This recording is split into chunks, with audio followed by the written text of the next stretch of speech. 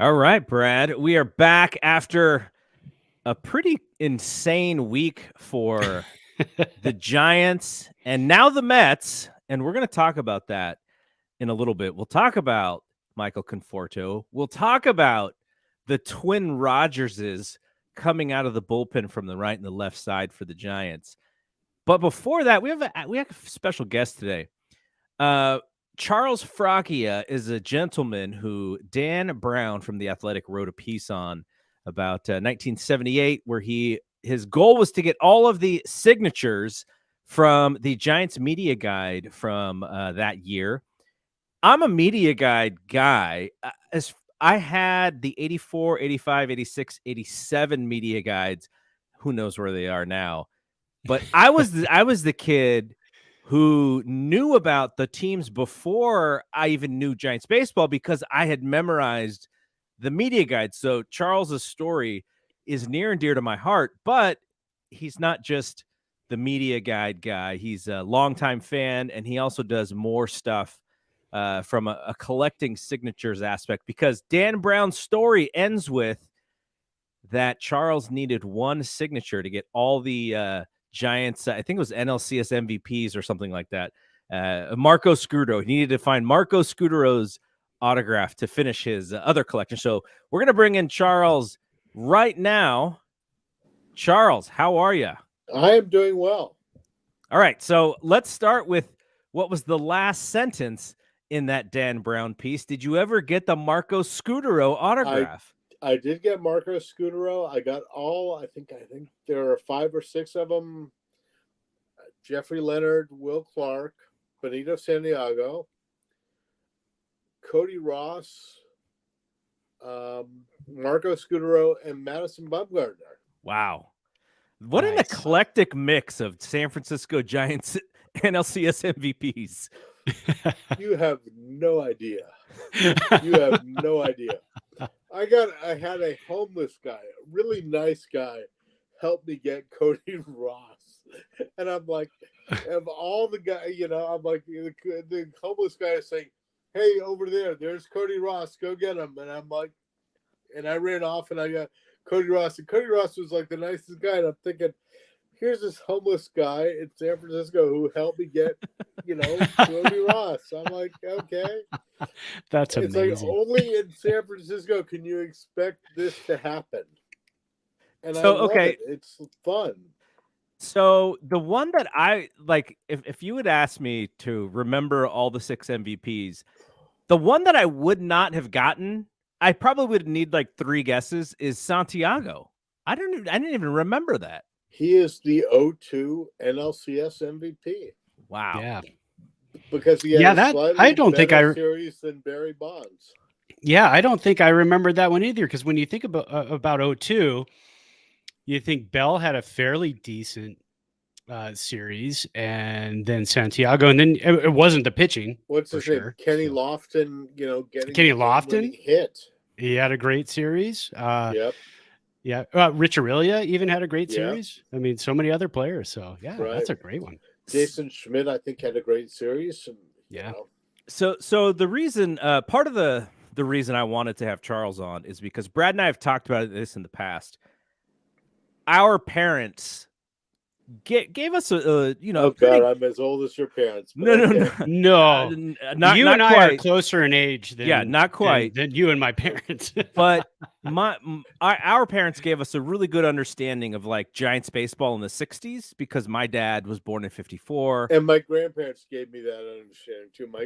My parents were not baseball fans. I happened upon it by accident, by happy accident, but by accident.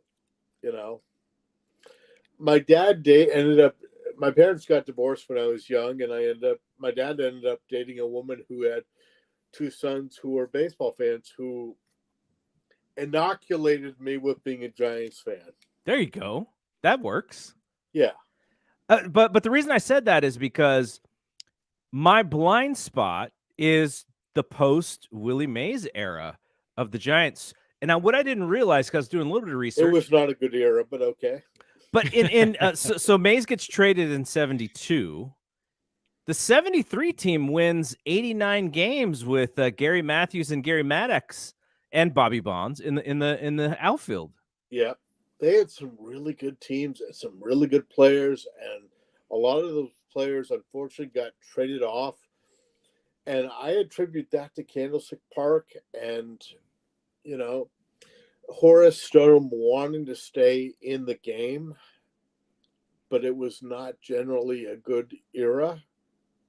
Candlestick, I loved it. I grew up there. It was, I would go out there with my friends. We'd take the Ballpark Express, but it was generally not a good era with a lot of players being traded off for marginal players.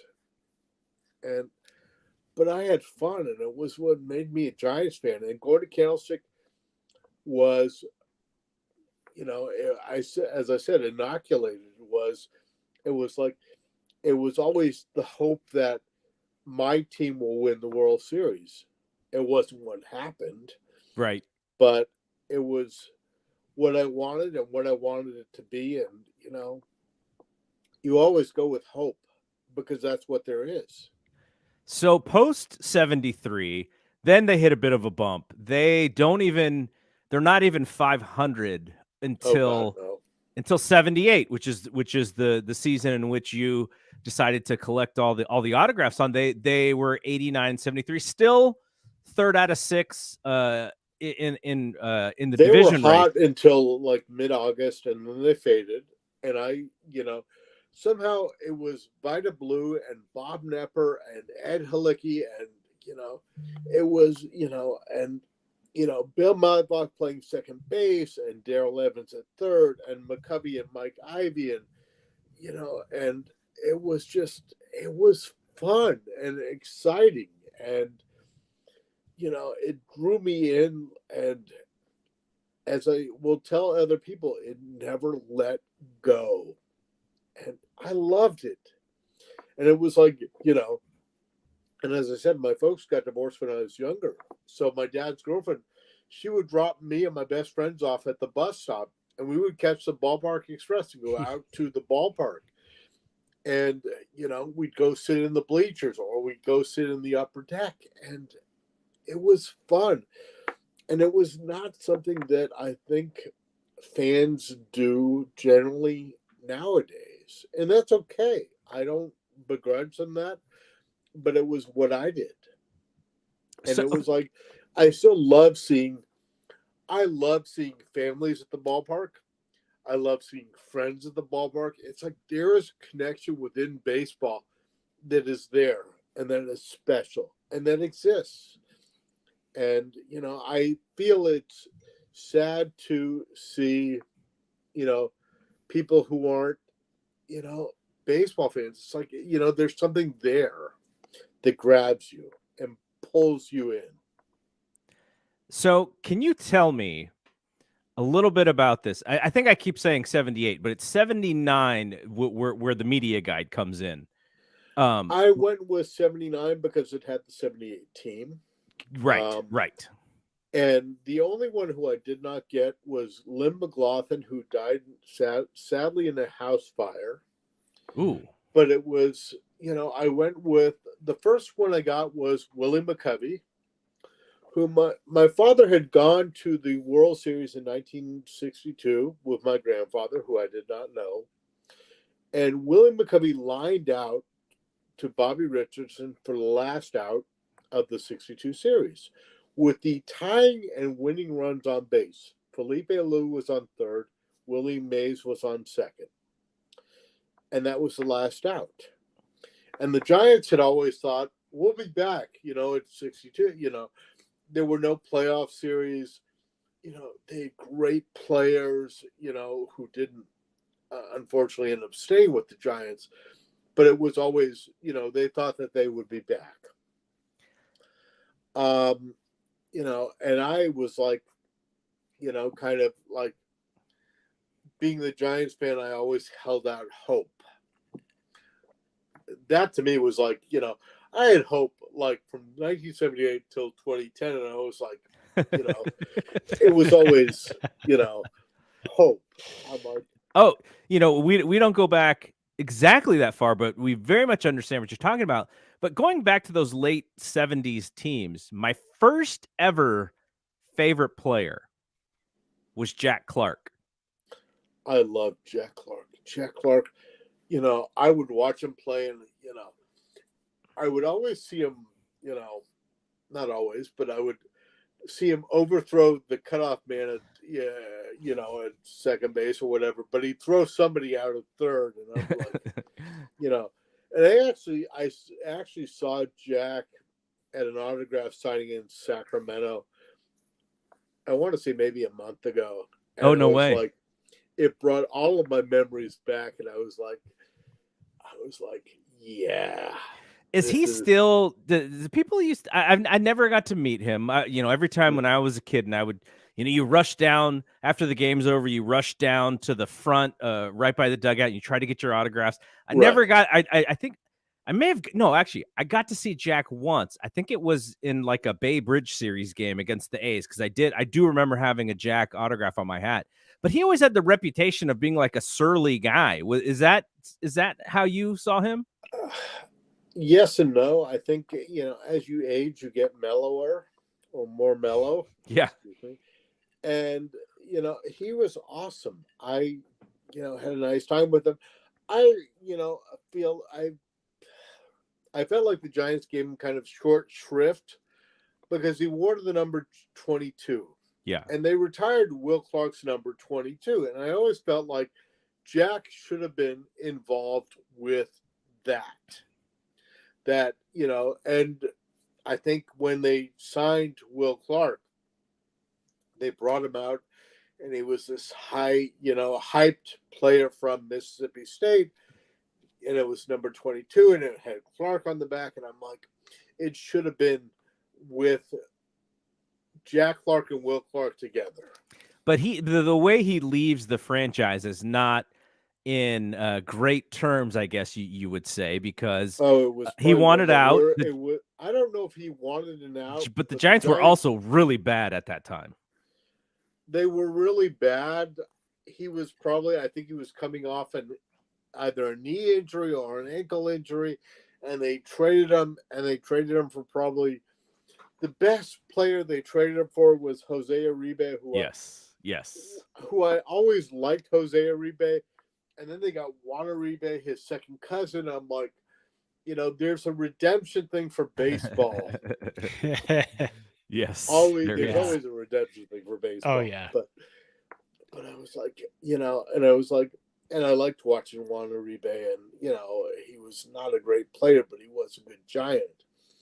And Jose Uribe, I liked watching generally. And I remember going to one game, and they had the quad of candlesticks. And Jose came up in the bottom of the ninth, and it was a tie game. And they threw him down and in. I remember this, and he hit a home run. And I've never seen more disappointed Giants fans because they won the game, but they weren't getting the quad of candlestick because it was the bottom of the ninth, and it was like the most bizarre setting you could ever imagine. And I'm like. Yeah, I love this. This is what being a Giants fan is. Yeah. I always thought the quad of candlestick, but not getting the quad of candlestick. Yeah, I always thought that should have been a temperature thing, not an extra innings thing. Temperature and wind chill. Bob Lurie would think so. Yeah. It was in this case. It was not a temperature thing. Charles, did you go to the #84 All-Star game when it was at Candlestick? I went to the '84 All-Star game. I found somebody selling tickets in the one-eds, which you have to, if you're of my age ilk, you have to remember what the one-eds were. They were like Craigslist. Sure. And I found somebody, and he had a ticket. I went to his place in North Beach, paid him $100, got the ticket, met him at the game. He actually paid for my concessions, which was nice of him. And, went there, I was meeting up with some friends afterwards. It's always weird to have the pre-internet and the post-internet. And I met like friends of mine after the game, and we're hanging out near home plate, in the area behind home plate. and I actually had an '84 All-Star Game program, and I got it signed by Orlando Cepeda, who Wow. I did not know who Orlando Cepeda was, but I was like, cool, I'll get his autograph. I don't know what happened to the program, but Yeah. it was still cool to. Now I reflect back on it. It's very cool to have met Orlando Cepeda. I had the program. I remember the ticket. McCovey's kind of the centerpiece of the whole marketing of that game. It was very windy. It was very cold.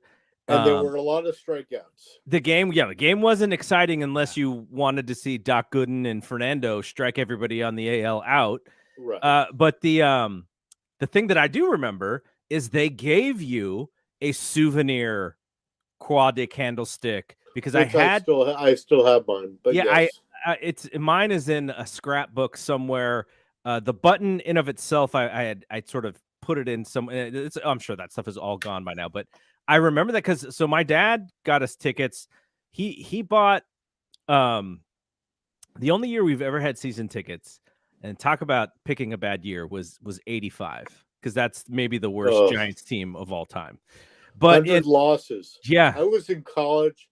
I remember I was in LA in college, which if you can't imagine a worse place to be for your team to lose 100 games, it's LA. Yeah. But I loved going to school there, and I was like, I managed to talk one of my professors into driving myself and a bunch of people out to a Giant Dodger game, and the Giants had lost 1-0 on a home run by Candy Maldonado, who had not come to the Giants yet. He would come the next season, yeah. Yes. But it was a lot of fun. And then I ended up seeing another friend of mine who I had known, and it was so we hung out in the upper deck. And it was surreal. And it was it's as I said, you can't imagine a worse year to be a Giants fan than the year you spend in LA. So the article goes through that one story of your autograph seeking of your collection. Yes. What other? I mean, do you are you mostly an autograph collector, or do you also collect memorabilia? What are some of the other things that you do? I think I'm both. I collect memorabilia. I am a diehard Giants fan. It got inoculated is not the wrong word for me. I fell in love with it in '78. I have stuff from earlier years. I have stuff from later years. I have stuff I'm working on now. As I said, being a huge Willie McCovey fan, I am working on autographed baseballs of Willie Mack Award winners. Oh, that's interesting. Cool. So, nice. But that thing keeps going and going and going. You're never gonna ever be finished with it. When I'm in my grave, I'll be finished with it. There you go.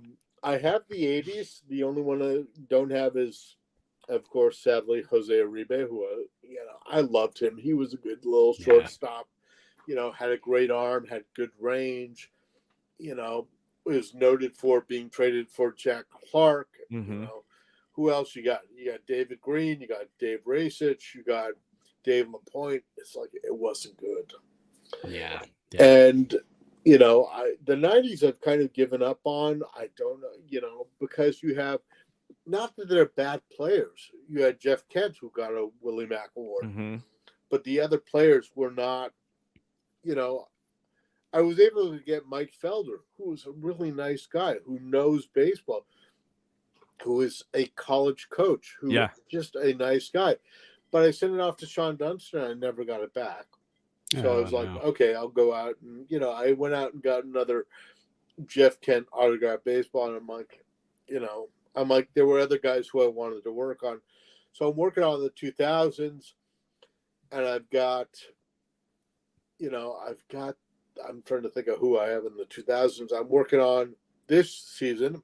I'm working on Benji Molina, who I think I have been in for.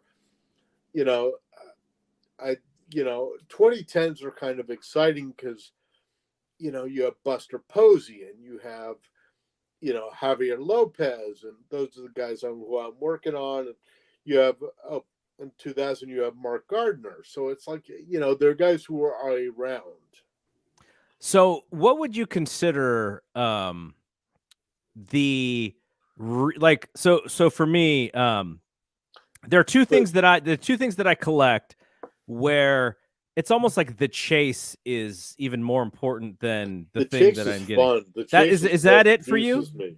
Yeah, Yes.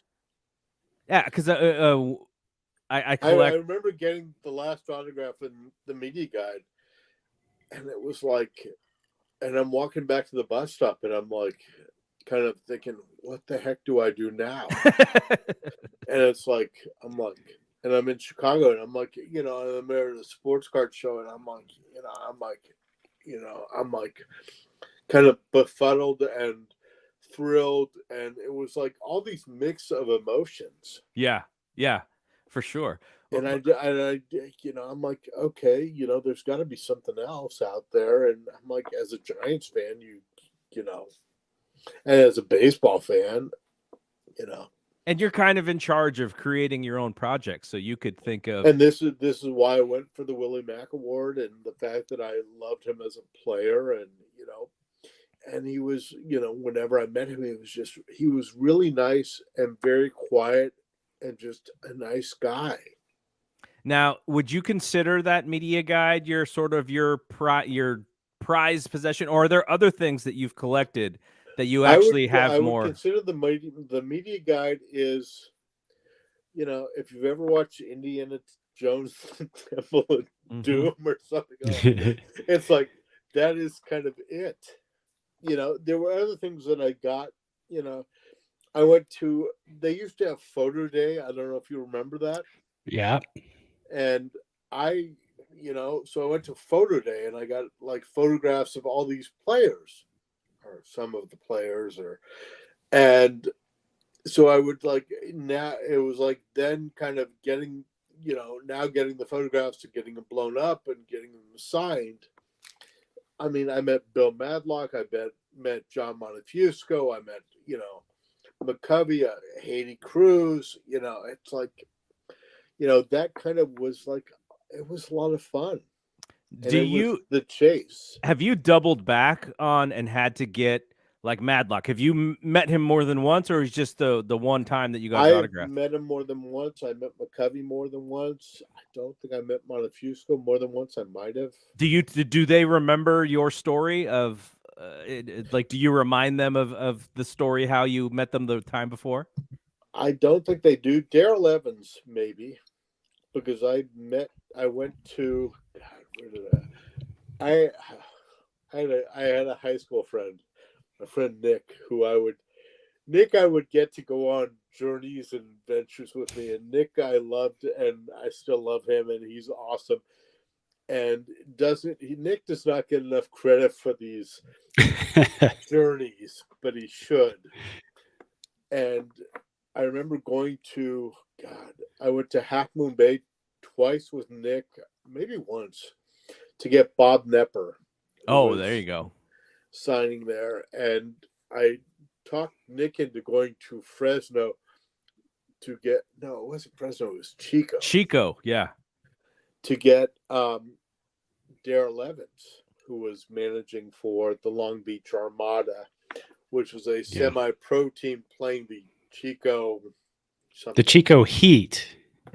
Was that the Chico Heat. Yeah, I used to go up there and watch those Chico Heat games because I was a Chico guy, so I'd go up there all the time.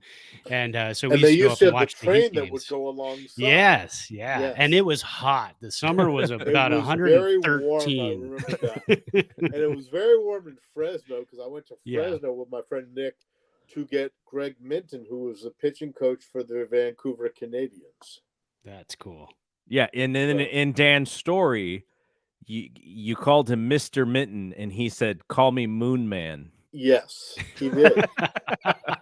That's how we knew it. My first game was 1980. But I always wanted to be respectful. Sure. I always wanted to be polite, and I always said please and thank you. And the other fans who were not polite and who, would say, "Give me an autograph," or, they always annoyed me, and they still annoy me now. And I'm like, I just wanted to be polite and kind and considerate, and you know, that's who I am. That's how kind of my mom raised me, and you know. Warriors head coach Steve Kerr told a story, or he says a lot of times the only people who he would normally say no to is the mom or the dad who says, "Oh, my little infant really wants to meet you. Can you sign?" And the infant is like crying, and he's like, "Oh, okay, yeah, sure. The infant wants this." And it's just like, just be honest and If I be ever met Steve Kerr, I would be polite. Yeah, I feel like I'm naturally polite because that's how you should be to right. people. You know. Have you ever heard of any really nasty ones? I heard of a nasty Oh, autograph story in the mid '80s where Joe Montana, I think this was they used to practice in Napa, I think. And okay. so they got done with one of the training camp practices, and somebody came up to him and asked for an autograph, and he couldn't do it he was like the 25th person in line, and Joe just got through Joe 24 of was them. tired, and you know. So he gets in his car, and I guess there was like a little kid who wouldn't move from behind the car, so Joe didn't want to like hit the kid, but it was like that was the I dad's way of like saying, you need to come and sign this autograph. I Wow. have heard those stories. I hate those stories. I'm like, you also have these people who want 10, 25, 50 autographs on baseball, on cards or whatever. I'm not that person. Yeah. I will say please. I will say thank you always, because that's how my parents raised me. I will have at most 1 to 2 autographs, because I don't need 25 autographs of the same guy to put on eBay to sell. Right. Right. I'm just like those people are the people who, pardon the phrase, screw it up For everybody. something worse for everyone else. Hey, Brad, were you an autograph guy when you were a kid? I was. So my first game was 1980. I was 7. That was my 7th birthday. My grandparents took me in 1980. But I didn't. So I have a couple of the same as you do. I have Rob Andrews and I have Daryl Evans. And the Daryl Evans one is great because my parents were at spring training a couple of years ago. So they got him. He actually signed the ball. Oh, that's awesome. And That's then cool. he said, "Here, take a picture of me holding the ball for your son also." So I got a picture of him holding the ball he signed too. So Class guy. He is yeah. absolute 100% class. I remember waiting outside the locker room up in Chico, and he came out and he's like, "Oh, thank you so much for waiting, and I'm sorry I was late." And, really a nice guy who shows up for all of the Willie Mack Award events, and just the nicest guy. And I'm like, that's why part of the reason why I'm a baseball fan. And he wears his '84 Tigers World Series ring, and Yeah, he was my first favorite player because his last name is Evans. My last name is Evans. So I always hoped that someday I would find out he was my long lost uncle, but yeah. it never came to be. So I find it weird that, and I'm not entirely proud of this, but I used to show up at players' houses, and I did show up at Rob Andrews' house. And, and I would knock on his door, and I'm like, "I'm sorry to bother you." And and he would be like, "Yeah, come in," and he signed my media guide and said, "My brother is with the Red Sox," and he, because his brother was Mike Andrews, who was connected with the Red Sox charity, and could you make a contribution towards this charity? I said, and I gave him $10, and he signed my media guide, and I'm like, "Thank you so much, and I'm sorry to bother you," and not every player is, that way, but it's not really nice when they are. And I always try to be, kind of not shy, because I feel like, but that's kind of my nature. And it's like, I apologize for showing up at their doorstep too. So, But I'm sure they understand, and the majority of them understood that this is a mission. yeah, And again, being remembered as a I think baseball when they player. looked at the media guide, they got that it was a mission. right, It right, wasn't, right. Yeah. some Well, and they saw random teammates fans. did it. They saw teammates did it. So they thought, well, I don't want to be that one that doesn't do it. My Right. teammates did it. So I'm going Yeah. to jump in too. Yeah. Although I did have one who I had to contact the local police department to kind of facilitate that. They didn't give you your guide back there. They did not. Oh, That man. was Skip James, who did not have much of a major league career. And I ended up writing a letter to his local police department, and I got a call back from his local police department who said, yeah, and what's it worth? And I didn't have an answer for that right away. And they said, well, is it worth $1,000? And I said, yeah, probably. I mean, it had, McCovey and, and they said, great. If he doesn't sign it, send it back. We'll charge him with a felony. And I'm thinking, Wow. Jesus, anyway, not what I Yeah, expected. And I got it back within a week, and I expected it to say kind of F you, Skip James, and it didn't.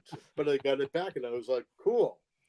And then the media representative from the police department still got in touch with me and said, did you get it back? And I said, yes. I sent her a thank you note. I did not send him a thank you note. But I'm like, it doesn't, he could have just, because I contacted him, spoke to his wife who said, yeah, he'll sign it and send it back. And they didn't do it. So he sent it back signed. He actually signed it. He actually sent it back signed. Wow, that's amazing. I You had would think, I had one guy who, I had a different guy who I sent it to, who ended up holding on to it, and I got it back. The weird thing about the media guide, and I cannot wrap my brain around it, is I had one guy, Johnny Lemaster, who was a really nice guy, and I talked to him, and he was coaching college baseball, and he was the nicest guy, and I felt so badly for him because he got so much shit when he played for the Giants. I was about to say, I hope he's teaching coaching defense and not hitting. He is. But he was the nicest guy. And he said, yeah, let me check with my post office. And he sent it back. And I got it back the day that the new ballpark opened. Oh, wow. And then the other one I got back was, what's his name? I can't remember his name. He was Art Gardner. Oh, yeah. Who maybe had a cup of coffee, if that. And I got that back the day that I got back from the Giants' first World Series parade. Oh, wow. And I cannot explain. There's no explanation in the world that can, why did I get it back on those two specific days? I have no idea. So, first, thanks for doing this. I know we've been kind of planning it out for this holiday time frame when, there's not a whole lot of Giants news, except there's like a ton of Giants news right now for whatever reason. But and for some reason, a ton of Mets news too. Yeah, a ton of Mets. Yeah. But is there enough Mets news? In Brown's piece about you, was there something that he couldn't put in that you thought was a kind of a cool story that he wasn't able to put in for whatever reason? The one, aside from my friend Nick, it's like I could not have done this without my friends. I had a friend of mine, Jean Marie, who I absolutely loved. We were good friends in college. I went to a small college, and we ended up being really good friends. And one day she called me up, and, I was in the process of getting divorced, which is difficult. Yes.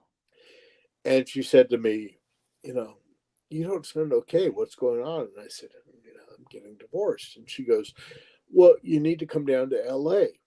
And I said, okay, let me get the time off from work. And, so I took the time off from work. I came down, and it was a week off from, whatever part of the phrase shit you're going through in your head. It was like we just spent time together. And, I drove back. And on my drive back, I stopped off in Bakersfield. And Dennis Littlejohn was the Giants' backup catcher, but he was in the media guide. So I stopped off at his apartment building, knocked on his door, and I'm like, are you Dennis Littlejohn? And he's like, yeah, big. He was a big hulking guy, and I'm not.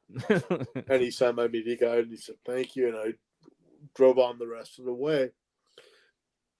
And, you know, it was like I never really kind of thought about that until, you know, I was taking care of my mother and she was dying of cancer. And it was like, it was just, you know, and one day I got a call and it was my friend Jean Marie's number.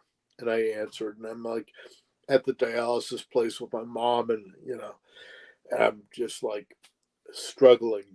And I thought, God, Jean Marie knows that I need her. And it turned out it was her daughter. And she said, you know, sorry, you know, mom passed away. She had colon cancer. And I was like, okay. And I was like, it took me about 10 minutes to process through all this. And it was like, you know, to me, it came down to the fact that your friends are there, whether you need them or not. And whether you know that you need them or not, they are still there for you. That's awesome. So, that was one story that didn't quite get into the article. But it makes that journey worth it when you can do it with others and they understand how much sisters this means. Never got it, but they were like, it's Charles being Charles. And, you know, well, and reading the article and listening to your stories today and how everything just kind of came together. Growing up as kids, you know, we played baseball, we coached baseball, little league, went to the ballpark all the time, huge baseball fans. And we've always believed in the baseball gods. And so there's a lot of people nowadays who maybe don't, but if you read this and you listen to you, the baseball gods are real. They wanted this to happen and this happened. I sincerely believe that. I sincerely believe that they do. You know, I will be honest, I'm not a fan of Barry Bonds. I'm just, I think the steroid thing, I think 2002, I think, you know, it's no, you know. Yeah. And one of the weird things is, I'm just, you know, I don't know if this caps it off or whatever, but my mom died in 2014. And a few days after that, I'm in Hayes Valley and I'm meeting, you know, one of my best friends and he was going to take me out to dinner and, you know, and I'm like trying to, you know, calculate, you know, my mom who was not a baseball fan, but who said to me at one point, I think it was 2012, said, I don't know why baseball means so much to me, but it means so much to you, but I'm glad that you love it so much. And we were in this little shop and this woman, you know, and she had a couple like baseball pictures and it turns out it was her grandfather, who was a baseball player who had played in the PCL. And she says, you know, watch the shop. And my buddy and I, who had no retail experience, we're like, okay. And we're hoping nobody comes in.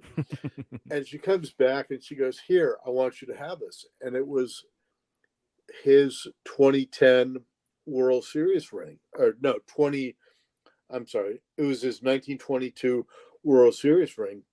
Because he was the backup catcher on the World Series team. Wow. With John McGraw, and the next time I was in the neighborhood, I brought her, my mom had like ceramic rabbits.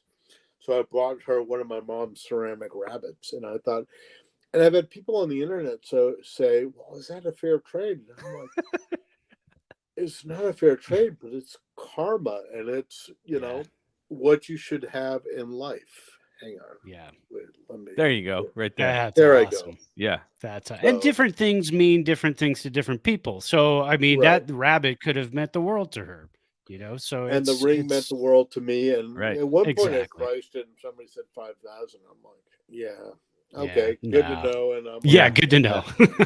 Okay, so do you, as we let you go here, do you catalog any of your journeys anywhere? Like, can people follow you? Can people find some of the? I'm on Instagram. I'm on Facebook. I don't do Twitter. How can they find you on those?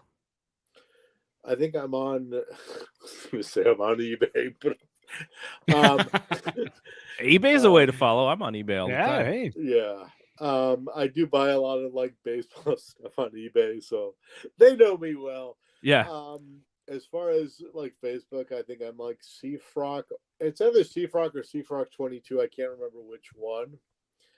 But it's like, you know, you can look through my posts and it's like It's a lot of Giant stuff. It's a lot of baseball stuff, you know. But it's like, my view is, it's like, if it wasn't fun, I wouldn't do it. Kind of, at least with regards to baseball. And I'm a diehard Giants fan, and I like baseball history. And there's a lot of baseball history that I think follows along with, American history. I mean, it's fun. It's interesting. You see dimensions of history that you wouldn't ordinarily get. Yeah, you can find Charles on Instagram at CFRACC22. He's got some pieces up there. He's got also the ring. He's got a Springsteen photo up there. Oh, I love Bruce. Nice. He's the boss. Yeah. Hey, Charles, thanks for hanging out with us. And you are very welcome. If we have any 70s Giants questions, we'll have to send you an email, because that is one of my goals, is to learn a little bit more about those teams from the 70s, because it's a blind spot for me. I have a friend who wrote, my friend Lincoln Mitchell, who I've known since I was a kid, who wrote a spectacular book. I'm sorry to be pitching his book, but no, please do. Who wrote a book about kind of the Bob Lurie era of Giants baseball, which is fascinating. And what is the book called? Ooh, geez, put me on the spot. What was your friend's name again? Lincoln Mitchell. Lincoln Mitchell. All right, let's look him up on Amazon, see if we can find him here. The Giants and Their City. Yes. There we go. All right, there we go. We'll have to. 1976 to 1992. Too. He's a PhD from Columbia. I've known him since I was like 5 or 6 years old. He also got me hooked into Star Trek. Yeah, nice. And it is on Kindle too. It's in paperback and on Kindle on Amazon. Yeah. So I'm gonna have to pick that up for sure. He's got a couple other baseball books that are on there that are really good. All right, Charles. Thanks again. Thank you so much. I'm glad. Really enjoyed this, and we'll keep in touch with your journeys and such. All right. Thanks to Charles there. All right, Brad. We have a bunch of news to get to, but before that, I just wanted you to be able to show off your drink for the evening.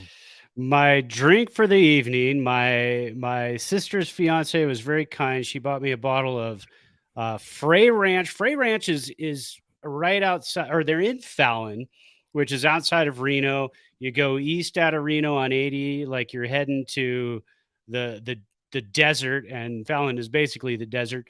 And they have a distillery out there. These guys, I've been wanting to get their stuff for a while. I've had some of their regular bourbon, at restaurants around town, because they're pretty big here in Reno.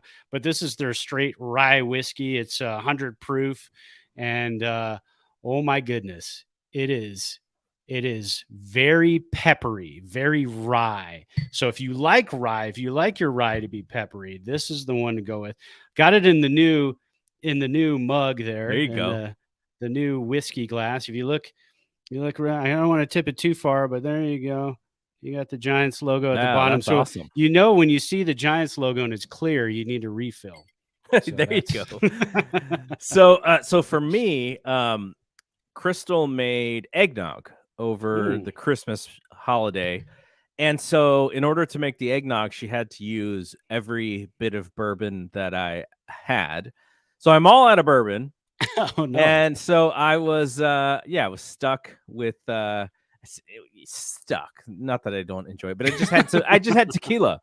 And so there you go. I had tequila, and I remembered that some people do tequila and Coke. It's not as great as bourbon or whiskey and Coke, but I wanted to use my new glass. Now, I am not a Game of Thrones watcher, but I feel like this glass kind of explains our podcast a little bit. Now, can you see what this says? I see it. I drink and I know things. I've heard this phrase before. So that's kind of us on this show. At least we think we know things. But yeah. So I had ours is more like we drink and we say things. I think that's kind of more More hitting it on the nose. Okay, so we have to talk about this Carlos Correa story. Oh my goodness. We The did never ending. We did the emergency podcast when he and the Giants could not come to agreement. Right. And we went through the whole thing from soup to nuts, beginning to end. And we thought the story was going to stop there. Carlos Correa is with the Mets, and it may very much end up that way. But it sounds like he and the Mets are still trying to figure things out. I don't know if the 12 for $315 is still what he is going to sign for. But yeah, they have hit the same snag that the Giants hit, which is there is questions about his medicals. Now, the Twins beat writer for The Athletic had posted something about, I think it was in September, Correa was stealing a base and he slid into second and he felt a little bit of like numbness in his knee that he said was because of the plate or the rod that is in his knee. And so I think that's kind of what this whole thing boils down to. We actually wondered if it was the back, but it is actually the knee ankle area. I think it may actually even be closer to the ankle. So this deal that was first a 13-year deal for the Giants for $350, then became a 12-year for $315 with the Mets. It is still out there, and he has not signed that deal because they are questioning his medicals as well. Do you have a prediction on how this ends? Because I'm just like, what is going on here? We've never seen this before from what I can remember. No, I don't think anybody has a prediction, but thanks for asking. No, I have no idea. I mean, I haven't seen anything. We've been following baseball for years, and we were just talking about it with Charles. Yeah. I have not seen anything like this before. Not at this large of a scale, for sure. No, because you're talking a $350 million player that the Giants were going to offer, and now a $315 million player. I could sit here and predict that somebody's going to sign him. Like the Giants will jump in and say, let's give you a 3-year deal with a opt out after every year for $40 million a year. So here's $120 million for 3 years, and you can opt out after every year, something like that. But I don't even know, because now the rumor is that the Correa camp and Boris don't want to renegotiate any of the terms, because Cohen has pretty much come out and said, we're signing him. Look, we got Correa and it's a done deal. And now they have questions about the physical. So they're saying, oh no, you said this is a done deal. You went to the media. So here's what we're doing. 12 years, $315 million. If you don't like it, we will go elsewhere. And I wonder if there's a way, because he has said he doesn't really care about the luxury tax. He's kind of scoffed at it and like made jokes about it. Yeah. I wonder if they can make the years in which they're not too worried about. Let's say that's 5 years, by the time he's in his early to mid 30s, after the 5 years, maybe those years they pay him $40 million or $45 million. And then the rest of the contract, it just gets like cheaper and cheaper and cheaper and cheaper. And then the risk, in those later years is kind of lessened because you've paid him so much money up front. I wonder if you could do something like that rather than go, well, we're going to make it a 3-year deal, because that's obviously not what he wants. He wants that longevity. But if they don't care about the average annual value, then maybe they can do something with the math to lessen the risk in the amount of millions they're paying him later in the contract, where they might be a little bit more worried. But then again, maybe the worry is that he's not going to last, even in those 5 years or whatever. So we just don't have a lot of insight into what's going on. There's no real transparency going on. They're all trying to figure things out. But and from the medical side too, what we haven't seen, I'd love to see a doctor come out and say, well, here's the concern. Here's what the issue could be, and this is why everybody's balking at what's going on right now. Because again, like you said too, you could bring down the AAV later in the contract, but then maybe they're scared that makes him too easy to trade to the Pirates. I'm picking on the Pirates because I don't know if they'll ever be good again. But but then you could just trade him to the Pirates. Pirates could eat that money, Giants could eat that money, and then he's in, baseball purgatory. I'm sorry, Pirates fans. It's kind of, I don't mean to be so mean, but O'Neal Cruz is hitting 30 bombs next year. Yeah, but he's still going to hit 210. So and continue to be huge. Yeah, at shortstop. But what is he, like 6'8"? Yeah, 6'8" he's shortstop. so big. Yeah, Luciano has some promise of being the tall guy. But yeah, so I wonder if they think like, hey, we can do that. We can trade him down. And Boris is thinking, I don't want my client to go to baseball purgatory later in his career. He still wants to be playing in meaningful games later on. So you could do a no trade, but that kind of throws everything off. So I don't even know what to think. I kept looking all day. I go, what's going to be done today, right? Nothing. Nope. Nothing at all. We haven't heard Not anything. a word. No. And Boris gave the Giants till 1 p.m. the day of the press conference, but he's given the Mets as long as they want. And I think it's obviously because Correa has decided he wants to be a Met. Yeah. He didn't necessarily want to be a Giant, but he really wants to be a Met. So he'll wait that out and try to figure out what's going on. See, I think he wanted to be a Giant, but the flip side is that his boy Lindor is in New York, and I think that I don't know Carlos. Obviously, I don't really know. I haven't really followed his makeup, but there's something about not having to be the lead dog. And maybe he still would have to be the lead dog in New York, but they have Verlander and they have Scherzer and they have Pete Alonso and they have Lindor. And, they also re-signed their center fielder to major cash. So he's kind of a piece of the puzzle rather than the significant player on that team. And with the Giants, he would have to be that significant player. So from a anxiety standpoint, it probably, even though it is in New York, it probably is a little bit less for him to play in New York. So I don't know if that's it. That's kind of how I've seen it.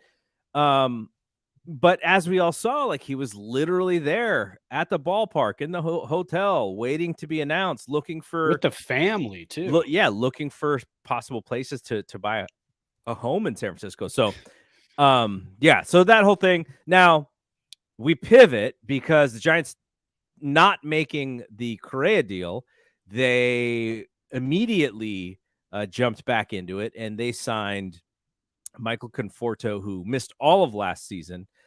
They signed him to a 2-year, $36 million deal, but there is an opt-out after the first year. And I actually don't like this contract, and I'm going to tell you why. The Manaea and Stripling contracts with the opt-outs, I'm more fine with those because the Giants have a waiting in the wings Kyle Harrison, who, if things go well and he doesn't have to pitch in San Francisco until maybe later in the year or even the next year, there's cushion there for when Manaea and Stripling are like, all right, I had a good season. Thank you, guys. I'm leaving. With Conforto, the Giants do not have anybody waiting in the wings. So if he has a great season, it's peace out. If he has a bad season, then they're on the hook for whatever the $18 million is or whatever. And so I just don't like that because it works from the pitching perspective because they had arms. And in this perspective for the Giants, they don't have a bat necessarily waiting in the wings to come play a corner outfield spot when he decides to hit the market again next year.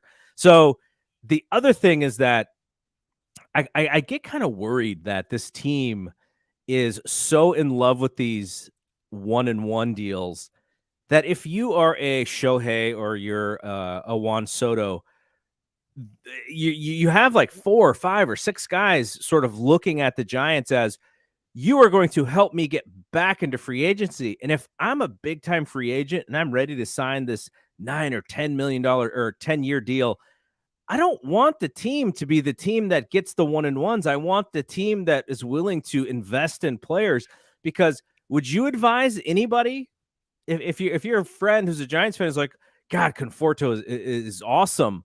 I want to get my kid a jersey. You go, no, don't. No. It's going to last for like a year, maybe not even a year. They could trade him at the deadline. Yeah, not So even a year, and not even 162 games. You got a guy coming off of major surgery who missed all of last year. And the Giants, Kapler's not going to play him like 158 games this year. He's going to yeah, play in 110, 120. yeah. So, yeah, I know where you're coming from. And it is frustrating too, because you see, like, so Haniger signs a 3-year deal, right? That's the biggest deal the Giants have signed a free agent to since Yeah. their own. I'm talking about bringing in a new guy, right? For like Yeah. Well, forever. Listella was a 3-year deal, But he was not like 15 million or 20 or Yeah, something like that. exactly. It was low risk. Yeah. But then you get Conforto. So then you start thinking, okay, well we got Conforto, but it was a 3-year deal with a 1-year opt out. The frustrating thing is, was he looking for that? Was he saying, I want to go somewhere, I'm coming off the surgery, I want to prove myself, then I want to get that 5-year bank? Yeah. So I'm going to use the Giants as a stepping stone. I'm going to go out there, I'm going to play good baseball. Not the greatest place to show your offensive talents at Oracle Park. That's the only issue. But is he coming here thinking he can win? I mean, so which one is it? Are you showcasing, or are you thinking you're going to win some ball games and then you want to stick around? You don't want to opt out.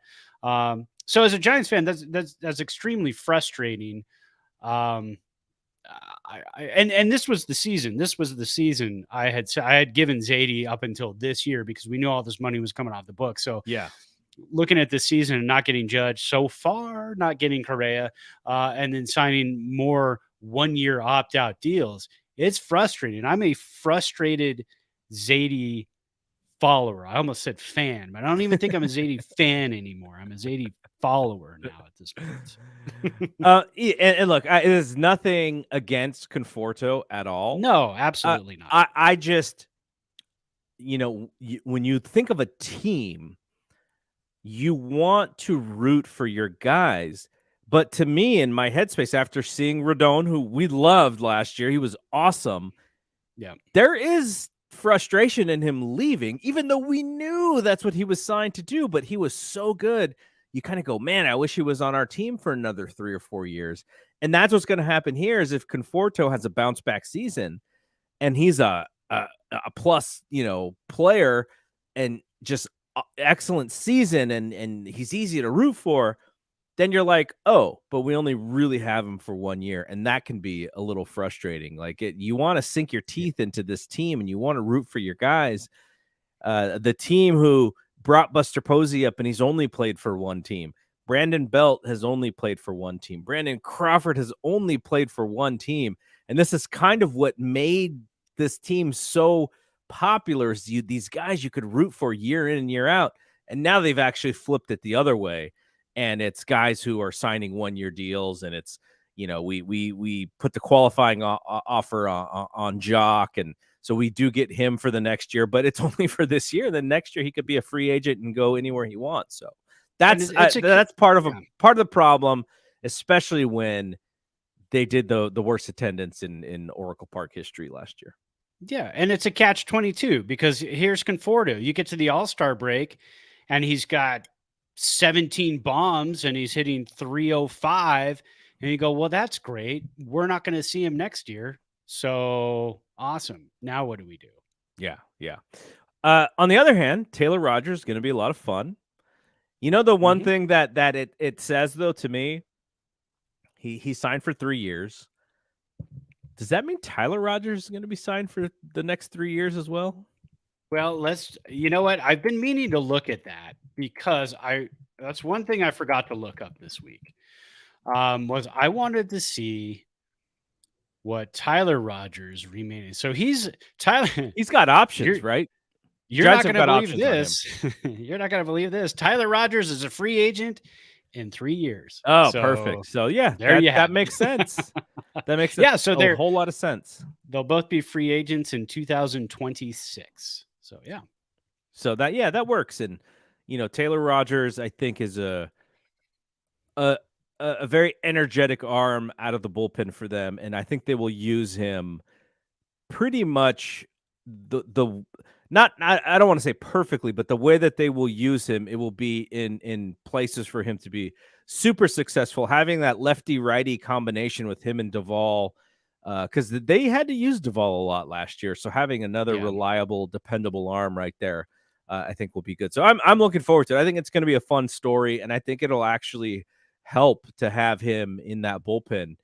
And maybe it'll even help his brother, because even though the super analytics say that his brother was almost the same pitcher, the results were not the same when it came to the game. And maybe there's things that having his best friend on the team will be good for him.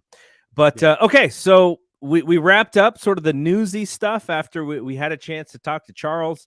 Charles had reached out to me. Gosh, it's been it was during the season sometime, and I kept him in my inbox because I did want to talk to him. And then we figured, like, oh yeah, holiday season, there's gonna be no Giants news, let's bring him in. And then there was so much Giants news, but we were able to talk to him. I had a lot of fun with that. We got to talk to Justin a few weeks ago. So it's fun when you kind of break it up and you bring on people to chit chat here and there. And hopefully we can do a little bit more of that in 2023, where we bring some more folks on to chat about the Giants, man.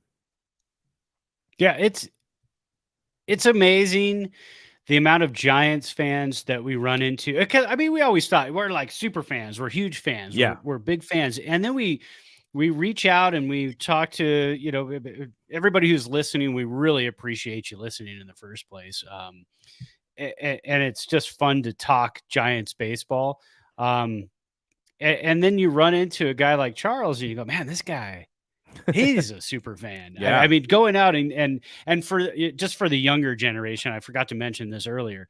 A media guide is the roster button on the Giants website. So when you go to the Giants website and you click on roster, that's a media guide, but in paper form. That's what we had. My first media guide was 82, I think. There you go. And I still have it. I still have it up with all my magazines and stuff. So it's just fun. I mean, we could sit here. We could just pick off random Giants fan off the street and bring them on and just chat baseball with them, Giants baseball, for hours. It's totally what we do. All right. So we're done here. Just want to make note that the YouTube channel, I think I mentioned it a couple times here. We're putting lots of clips on the YouTube channel. We'll clip the entire Charles interview and make it its own video after we're done. Probably sometime. I'll put it up sometime during the week. And if you are subscribing to the podcast feed, the BSPN podcast feed, give us some ratings there, 5 stars. And if you write a little review, we'll read them on some of the shows, on one of the 3 shows, depending on what's the right one to read your review on. And so YouTube, the podcast feed, you can find us on social, on this for this website for this podcast at Thompson to Clark on Twitter. But on Instagram, we are at BSPN shows. So, all right, we'll be back next week in 2023. And Brad, hope that you and your family have a great New Year's. And I saw the Christmas photos. I know you guys had a great Christmas, and I know you got we had a good time. Brand spanking new car. It's good times in the Evans family. That was a necessity more than anything, because when you have the 3 drivers, you got to have the 3 cars sometimes, because you don't want to be stranded somewhere and try to fight over a car. There you go. There you go. All right. So for Charles, I want to say thank you to Charles. For Charles, for Brad, I am Double G. We will see you next week. Peace out. Peace.